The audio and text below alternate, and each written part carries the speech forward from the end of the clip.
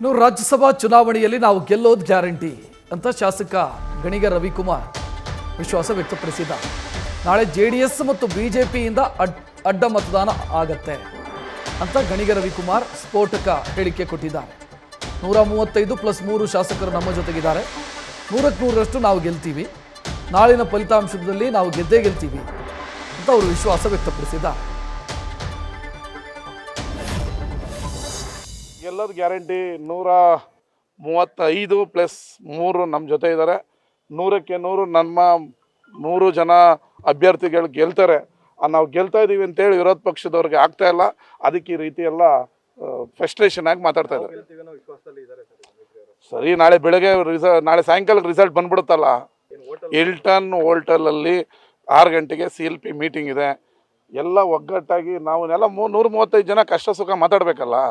ನಿಮ್ಮ ಕ್ಷೇತ್ರದಲ್ಲೇನೋ ನಮ್ಮ ಕ್ಷೇತ್ರದಲ್ಲೇನೆಲ್ಲ ಎಲ್ಲ ಊಟ ಮಾಡಿ ಒಟ್ಟಿಗೆ ಇರ್ತೀವಿ. CLPಯಲ್ಲಿ ಎಲ್ಲ ವಿಚಾರಗಳು ಚರ್ಚೆ ಬರುತ್ತೆ. CLP ಕರೆಯೋದೇ ಶಾಸಕರ ಕಷ್ಟ ಸುಖ ಮಾತಾಡೋಕ್ಕೋಸ್ಕರ. CLPಯಲ್ಲಿ ಎಲ್ಲ ಚರ್ಚೆಗೆ ಬರುತ್ತೆ.